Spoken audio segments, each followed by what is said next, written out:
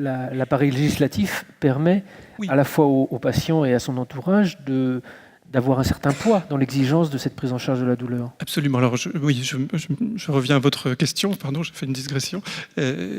Aujourd'hui, enfin depuis 2005, l'accès aux soins palliatifs en France a été étiqueté comme un droit.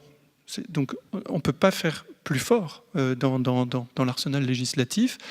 Chaque citoyen français a le droit d'avoir accès aux soins palliatifs lorsque son état le requiert. La loi le formule ainsi, que ce soit à l'hôpital ou au domicile. Donc à partir du moment où la loi établit l'accès aux soins palliatifs comme un droit, ça veut dire que bien c'est un devoir pour les soignants, pour les organisations sanitaires et sociales, de mettre à disposition ces soins palliatifs.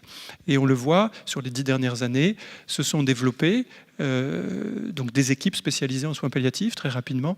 À l'hôpital, on rencontre des équipes mobiles de soins palliatifs. Donc, si vous êtes hospitalisé dans un service de chirurgie, dans un service de cancérologie, dans un service de neurologie, eh bien, ces soignants spécialistes de ces différentes disciplines peuvent avoir reçu eux-mêmes, pendant leur formation médicale, des rudiments de soins palliatifs.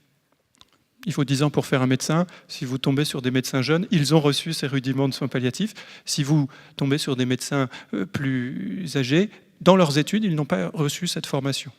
Et donc, comme on sait cela, c'est une donnée facile à quantifier, eh bien, il y a des équipes mobiles. C'est-à-dire que je suis hospitalisé en neurologie, j'ai une douleur, j'ai des questions de fin de vie qui ne sont pas faciles à régler.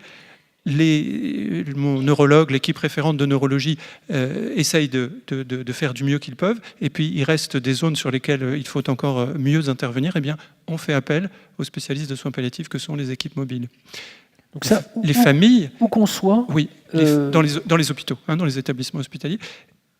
Bien sûr, ces équipes mobiles peuvent être directement saisies par le patient lui-même ou sa famille.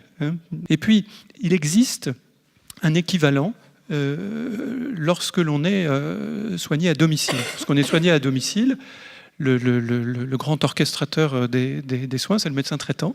En tout cas, c'est comme ça que l'organisation des soins en France considère sa place, sa position.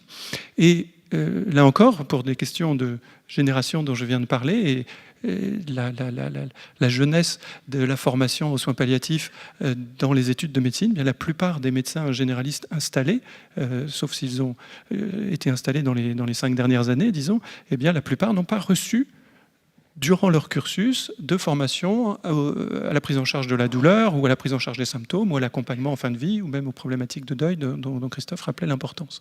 Eh bien, là encore, ces médecins, le patient, la famille, peuvent faire appel à ce que l'on appelle un réseau de soins palliatifs à domicile. Françoise pourra mieux que moi vous parler des réseaux. Elle est présidente de la coordination régionale des réseaux de soins palliatifs d'Île-de-France. Et l'avancée des réseaux, c'est ça, c'est de mettre à disposition des patients, des familles ou des équipes soignantes sur le terrain qui n'ont pas suffisamment acquis encore la compétence pour mener à bien une prise en charge palliative, et bien de faire appel à une équipe référente pour améliorer encore cette prise en charge. Ça n'est pas assez connu, j'allais dire, et puis ça n'est pas assez utilisé.